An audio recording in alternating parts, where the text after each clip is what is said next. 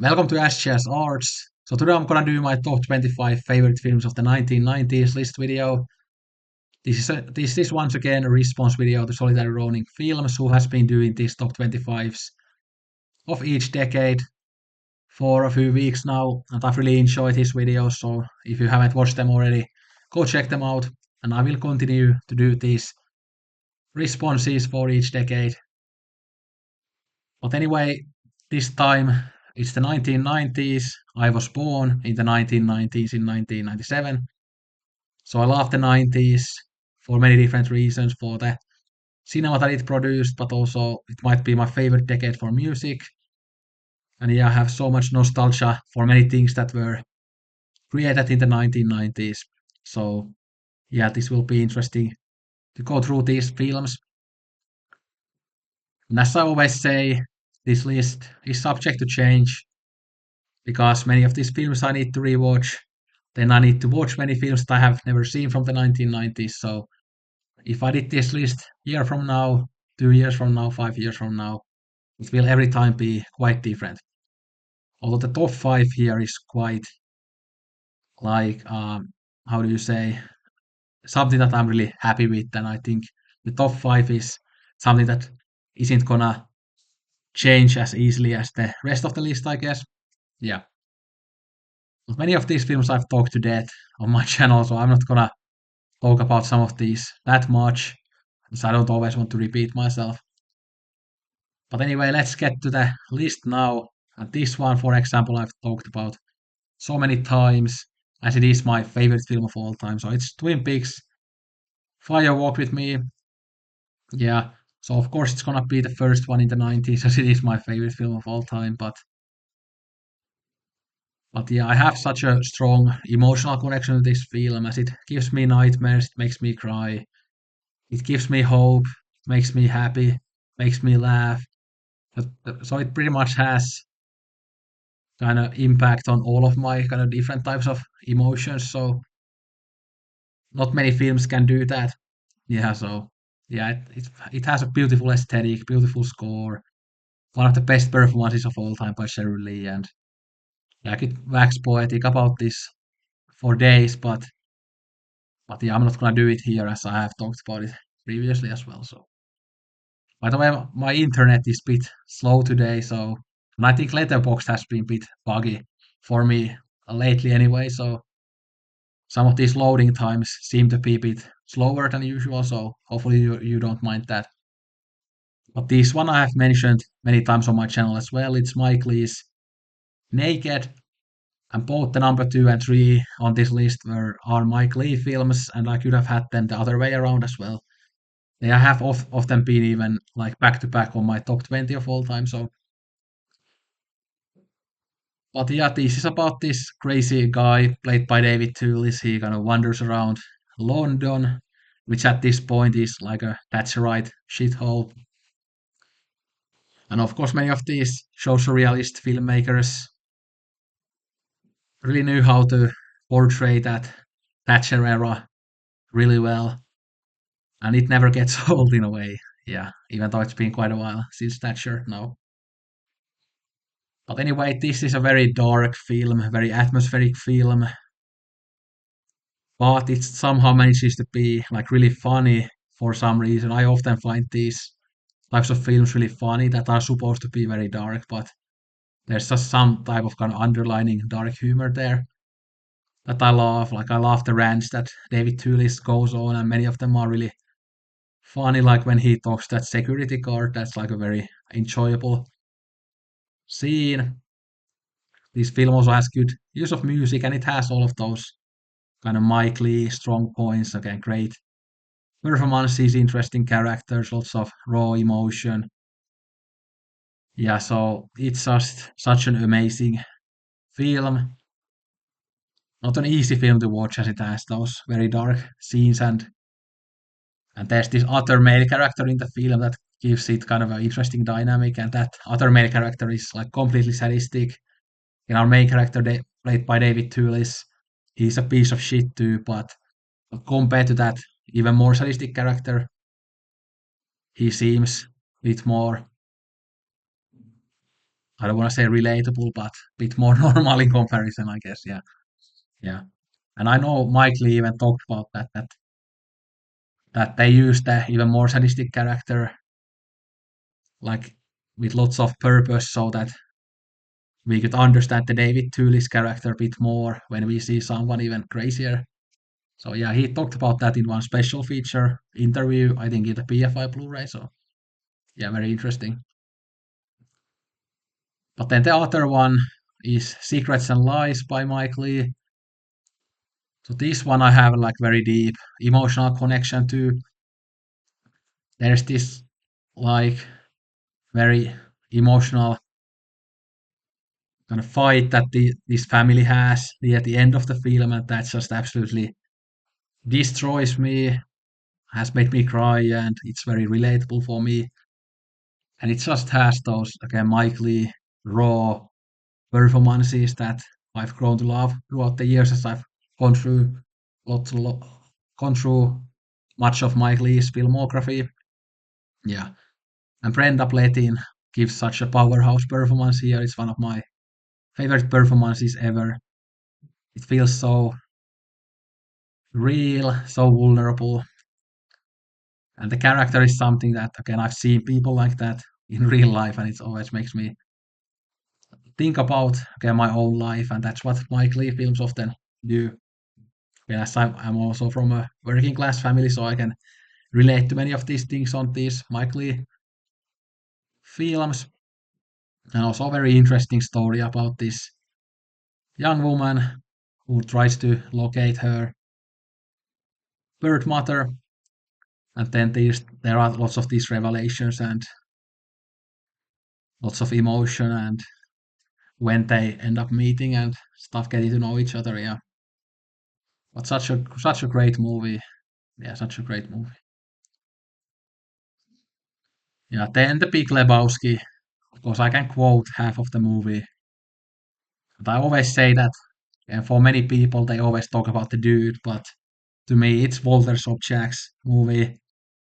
This is John Goodman's best performance by far, and he's just absolutely magnetic in this film. Like he's so funny. And I like in this film how it has both that kind of brain dead humor that probably like most people can relate to, but then it has lots of that maybe more written, more well thought out, very clever, oftentimes political lines that I really like. Like I love the line that say what you want about the tenets of National Socialism, dude. At least it's an ethos. So I love those types of lines in the film too.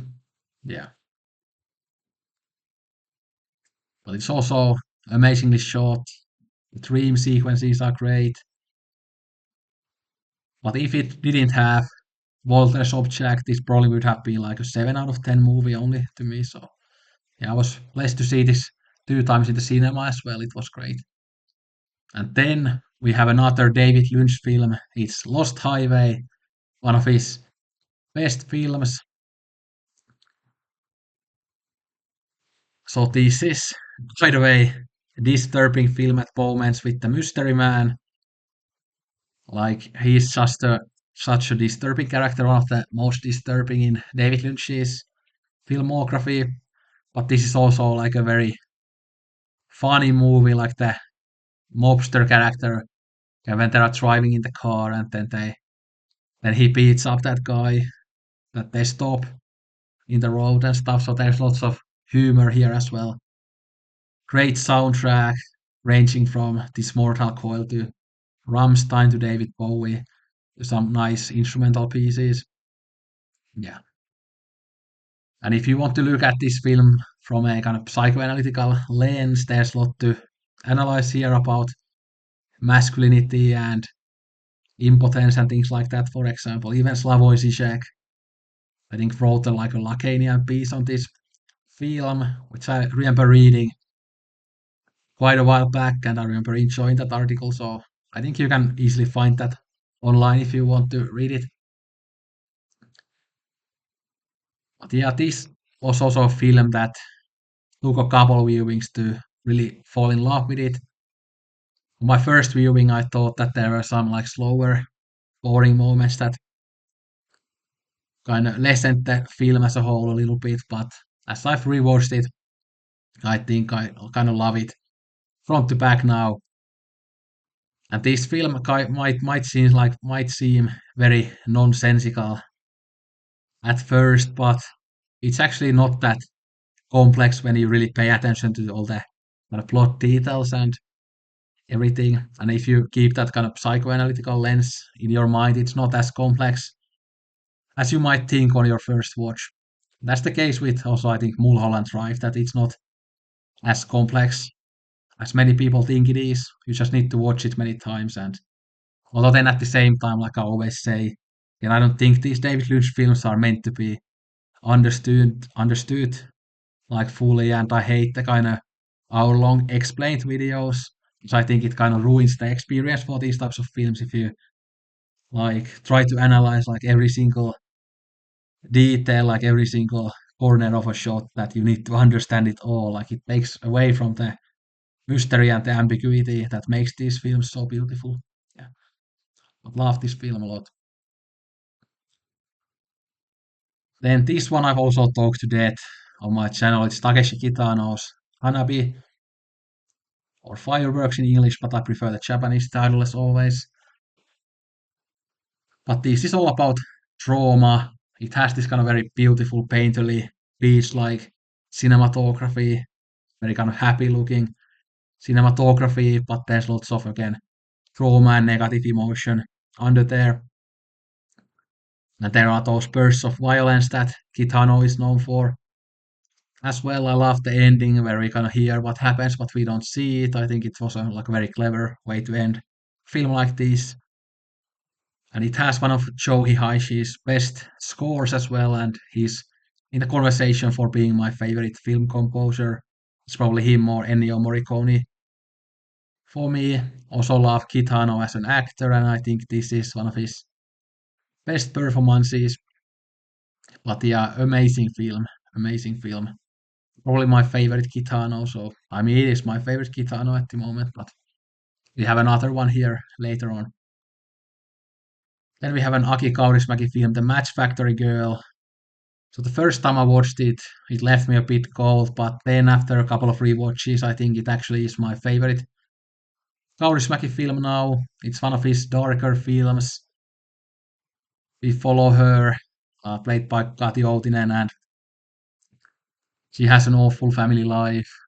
She meets this guy who's a total piece of shit, and yeah, her journey is it's just so dark, but there are still these moments of Kaurismäki dry dark humor there. I mean, his humor isn't always dark, but here it is a bit dark. At the ending, it's kind of funny in a way when she kind of gets her revenge, you could say. But yeah, very Sean Dielman-esque film as well. It's very minimalist. The plot is extremely simple, but it has beautiful cinematography, lots of great simple shots, and Kati Outinen is so good in this film as she always is. One of the best actors from Finland. So yeah, love this film. And Finnish critics here often put this as either the best Finnish film of all time, or quite often the second best Finnish film of all time. Often they put the best Finnish film, uh, like often they have Eight Deadly Shots as the best Finnish film, which embarrassingly I actually haven't seen that film, even though it's such a big Finnish classic here. It's even on the Criterion channel if you are interested, and I really need to watch it myself. But yeah, but this is often very highly ranked by Finnish critics. Then we have Eric Rome's A Tale of Winter, or Conte de Hiver, one of the four seasons. This is just absolutely amazing. It's all about love and what is love, and it's especially about what you would call true love. As we have the main character Felicie, she had this brief romance. She got pregnant after that romance, but then she accidentally loses contact with that guy, but she never gets over him, even though there are many men who try to win her over, but she's just so in love with the guy. She had a brief romance with that. She just kind of cannot get over that. And there are lots of these great discussions about love and relationships and emotions and things like that. And as always, the dialogue is just so amazing, like it is in most Romeo films, and great performances, great characters. Love Felici. She's so intelligent and yeah, both in terms of like kind of intellectual intelligence, but also emotional intelligence. Yeah. And there's this scene near the end that where this kind of big coincidence happens. I think many people might not like that, as it is like a very unlikely thing, and it kind of makes otherwise fairly realistic feeling feeling less realistic. But I actually really like that coincidence, and I love the ending as well. But yeah, perfect kind of Romerian naturalism in this. So yeah, and of course, Romeo films they aren't as realistic as you think, because how often you meet people who can talk like that, like they do in Romeo films, so intelligently and so perfectly. Yeah, A Tale of Autumn. So this is bit kind of lighter affair than The Tale of Winter, but this is just such a fun kind of soap opera-esque relationship, kind of mess of relationships, you could say. There are people who try to get other people together with other people, and yeah, it's really fun and again great dialogue about some of the similar themes as Tale of Winter has. Also again about friendships, relationships, and everything. I love all the characters here. It's quite funny at moments. It's very comedic, but yeah, I love this film a lot and beautiful looking film in a simple Homer way as well. Yeah. Then we have my favorite Abbas Kiarostami film. It's Taste of Cherry. So it's about a man who is thinking of killing himself, and he wants to find someone to bury him after he kills himself. So he's just driving around and talking to people, and we don't really ever find out why he wants to kill himself, if I remember correctly, which is very interesting. I think most filmmakers would obviously kind of feel like they would have to explain why the character wants to kill himself. But I like how he doesn't and how it's so ambiguous in that way. And as it is Kiarostami, there is the meta element, and I guess the ending might ruin the film for some people, but for me, it just kind of left me in awe on the ending. Like even though I had seen a few Kiarostami films before this, it still kind of was like a punch to the face in a way. The ending, but I like it. I like it. Such a beautiful looking film as well. It's very kind of deceptively simple as Kiarostami films tend to be, and yeah, great performance by this guy as well, and yeah, such a masterpiece. Yeah, Kiarostami just was one of the greats, I think.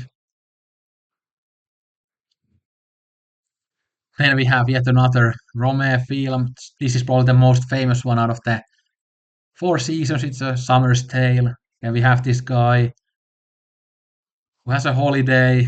He's waiting for a like a woman who's kind of his girlfriend, but then he ends up meeting this other woman here, and they become friends, and they kind of debate lots of these kind of friendship, relationship type of issues.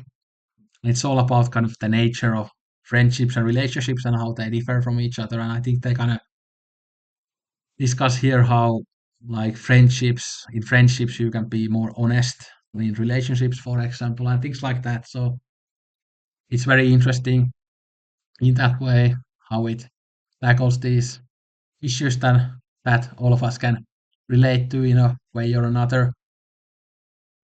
Yeah, yeah, great film. I love these films where people walk around and sit around and talk. So yeah, nothing better if you ask me. Yeah. Then I know Ronin also had this film, and I think he kind of said that what is there to say about the double life of Veronique, and I kind of agree. I've always had lots of trouble articulating why I love some of Kieslowski's films so much. This is actually these days my favorite, although I need to rewatch many of them. But this just has that kind of ambiguous, unexplainable beauty to it. It's just beautifully shot. Love the color palette, framing of the shots, everything. Irene Jacob is so good in it as she always is, and yeah. But I think with Kieslowski, the films are often simple on the surface, but when you actually try to sit down and analyze what they are about, it's actually very hard because they don't kind of tell you what they are about, which is a good thing if you ask me. So yeah, but such a beautiful film. Then we have Obayashi's Chichuko's younger sister. I think this is on YouTube with English subtitles if you're interested. But it's my favorite Obayashi film. It's about this family where the older daughter dies in a like a very freak accident, like they say here, and they show the accident, and it's really weird. But then the younger daughter and the sister starts to starts seeing her deceased sister as a ghost, and so it has that kind of a weird plot. And as you can see here, it has very beautiful painterly cinematography, like great vibe, very hypnotic, dreamy vibe to it. And this also has Joe Hisaishi score that's very beautiful, but such a beautiful, magical, whimsical film, very emotional. And like I always say with Obayashi, it kind of feels like a mix of kind of lowbrow, highbrow. How it's such so methodically dumb, but it's at the same time bit kind of childish and whimsical and over the top, but so beautiful. Yeah, absolutely love this film. Too bad that it's so unknown and underrated. More people need to watch that one. But again, it's not that well available usually, so that's the reason probably why it hasn't been seen by that many people. Then a very famous Jacques Rivette film, La Belle Noiseuse, about a painter and this young woman played by Emmanuelle Bercht, one of my favorite actresses. She's always so magnetic. Um, but yeah, it's a 4 hour movie about like artistic process and painting, the nature of art, and kind of like working relationships in art when you aren't doing like solo art and things like that. So it's a very beautiful film, something that I think we art lovers can relate to and get very interested by, even if we aren't artists ourselves. I think, at least to me, it's always fascinating when we have films about the artistic process. But yeah, this one I need to rewatch. Yeah, such a beautiful film. At least used to be on YouTube in very good quality. I don't know whether it's now. Then we have Kitano's Kikuchiro. So this is like a very simple story about this young boy who wants to find his mother, who he has never seen. And then he goes into that journey with this middle-aged, pretty weird guy played by Kitano himself. And it's a fun, melancholic journey, lots of fun moments, some sad moments, some even violent moments. But yet another Joe Hisaishi score might be my favorite by him. I've listened to it a lot. It's simple but very beautiful and effective. And once again, we have that painterly cinematography. It looks very beautiful, but this is maybe a bit kind of cliched and even slightly Hollywood-esque, quite sentimental film, but not in a bad way. But I love these types of drama films, so yeah, love that film a lot. Then we have another Kiarostami film, so this is the second film of the Coker trilogy, Life and Nothing More. So yeah, so this is kind of sequel to the film Where is my friend's house that came out in the 80s? It would have been on the list too, but it came out again in the 80s. And I think I like the first one the most, but this second one is my second favorite. And it's a road movie, very simple, very humanistic, even poetic film. And as always, it has that meta element like most Kiarostami films have. And I love kind of how Kiarostami shows like Iran, both again the cities, but also the countryside, all the buildings, the nature. It looks very beautiful, and it's always very interesting to see countries that you don't that often see in cinema filmed so beautifully. Although Iran is kind of a cinematic powerhouse, even if most people might not realize that, but they actually have produced quite a few directors, but I still need to get into many of them more myself. Kiarostami, I think, is the only Iranian director done a deep dive on, but I've seen some other stuff like from Mohsen Makhmalbaf, for example. But yeah, very beautiful film. Need to rewatch this one. Apparently, it's on Criterion Channel at the moment too, and I have the Criterion set. I think we talked with Altes last time that we might do this for the podcast at some point. So yeah. Then we have a Theo Angelopoulos film, possibly my favorite by him. It's Ulysses Gaze from 1995. So as you can immediately see from this shot, it has beautiful cinematography, very methodical, lots of great wide shots, and this kind of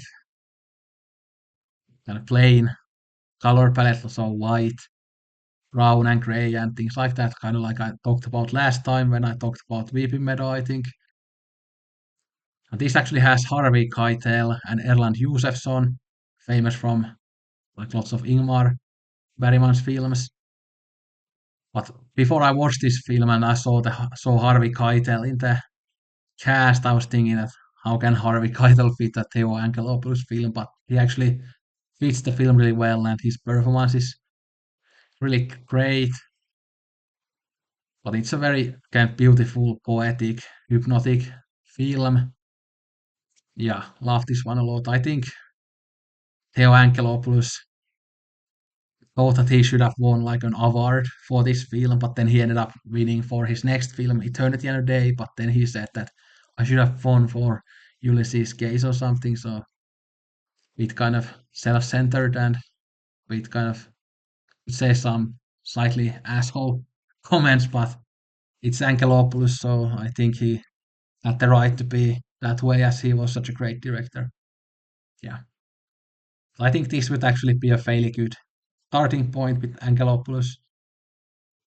With that type of director, it's hard to say how you should start, but I think that would be maybe one.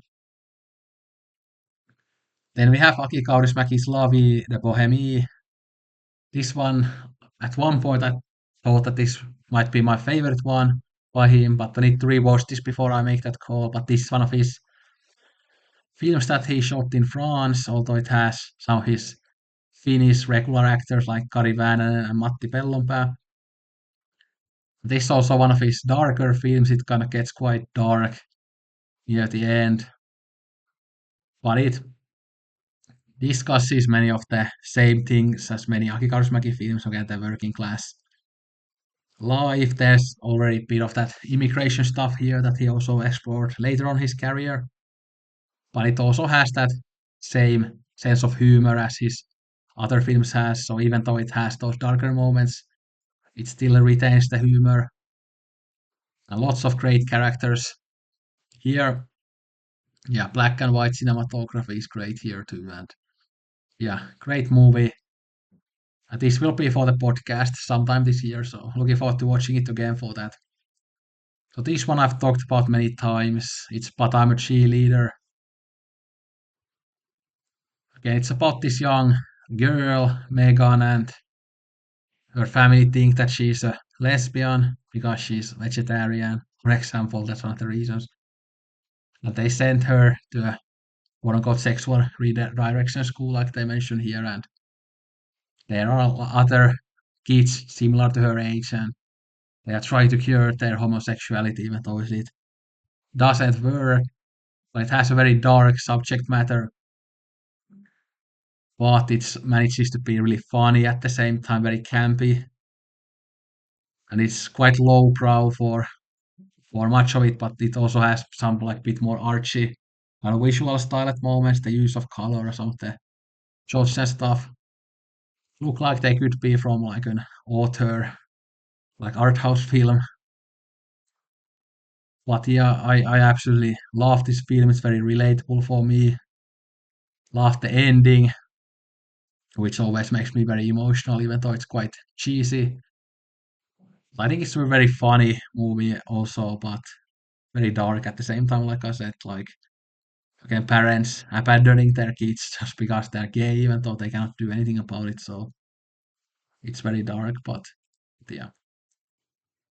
And of course, as it is from the late 90s, the time that gay characters were slowly starting to become more common in films and TV shows, it has those kind of stupid stereotypes, some of them, but I can kind of forgive it for that due to the fact that it came out around that time.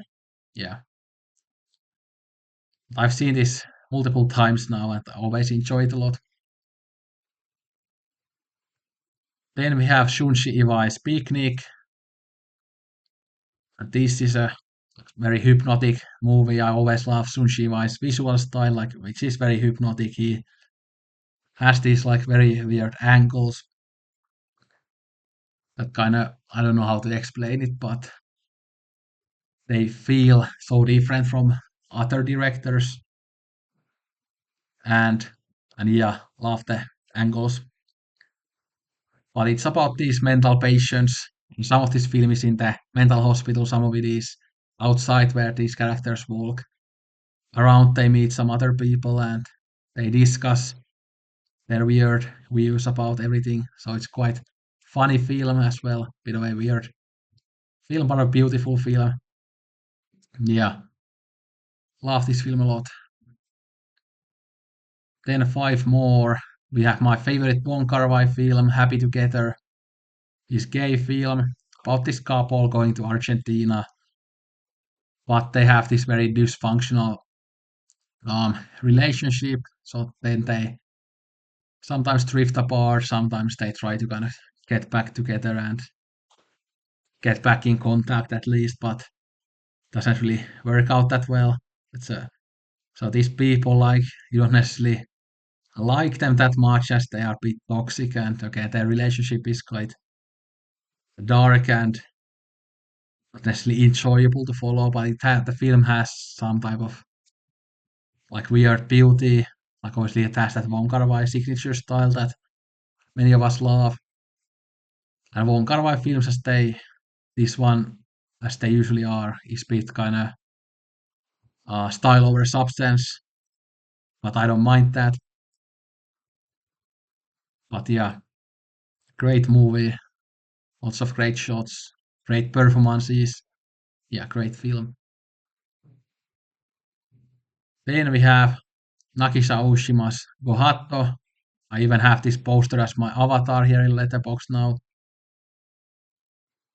So this was his final film. It's a samurai film. Again, it's about this young man going to this samurai compound and then suddenly some of the other samurai fall for him and then they end up having sex. So it's kind of like this exploration of masculinity and queerness under these kind of oppressive ultra masculine institutions like the samurai. So it's very interesting, but it also is kind of this thriller film with fairly intricate plot. Even stars Takeshi Kitano as a, and he makes a great performance here.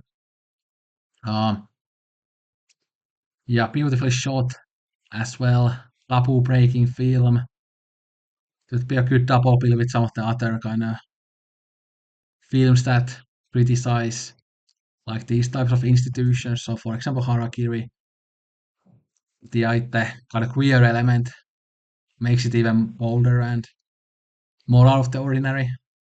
So, yeah, great film. Then we have another Japanese film. It's Haru by Yoshimitsu Morita. It's all about these early online movie forums and people meeting there. But this has this kind of love story where these two people can form a bond there and they start emailing and developing a relationship through that. So I think it's very relatable for many of us people who connect with other people through films or other art forms through the internet and stuff. So I think probably all of you who are watching this can, in a way or another, relate to this film. And if you take that online aspect out of it, it's like a pretty kind of basic, relatable, accessible, like slice of life drama film from Japan. So yeah, love this film a lot. So great, so great. It's often on YouTube, but other than that, it's often not that well available. Then we have this Finnish film called Neito Perho, the Collector, which isn't really available anywhere, but I actually translated this film into English, which was actually quite hard because there are some lines here that are like almost impossible to translate into English. There are even a couple of lines that are a bit kind of inaudible that I couldn't even tell what they were saying in Finnish, so it was really hard to translate. But then there were, of course, moments that were easy to translate. But anyway, it's about this young woman who is like mentally disturbed and she goes with this road trip by herself, but then she meets some people and she ends up doing lots of bad things and again leaving destruction in her wake, like it says here.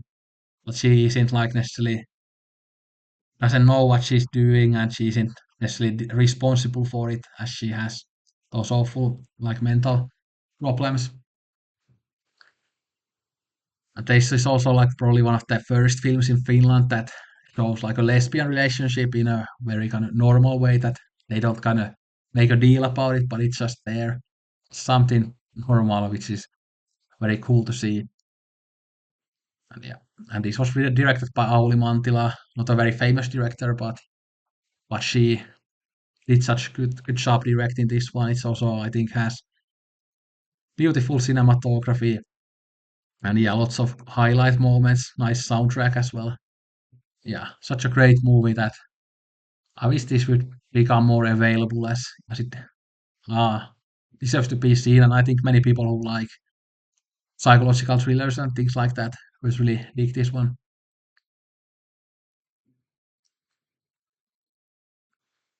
Then last we have Todd Solondz film Happiness. It's one of the most awkward and uncomfortable films I've ever watched.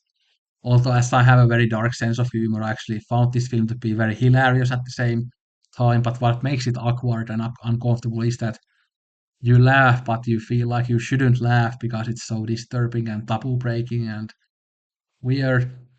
But I think Philip Seymour Hoffman is so great in it. The other cast members are great in it. And I do really respect films like this that just say kind of fuck you to all the norms and stuff and say that, yeah, I'm gonna do something very uncomfortable and awkward no matter what you people say. So I really respect that. But yeah, to me it's very funny. But I completely understand if some people don't think this is funny, as obviously the topics that they discuss here really aren't funny in real life. But in a film made like this, it ends up becoming funny. Yeah. But this is also fairly poorly available, even though it's a fairly famous film. But hopefully it gets a Blu-ray sometime. Yeah. But anyway, that was my list. It was fun to compile, very hard to compile as well. But yeah, look out for more of these. Thanks for watching. Let me know your favorites from the 90s. Don't drink Coke at all. Sayonara and arigato gozaimashita.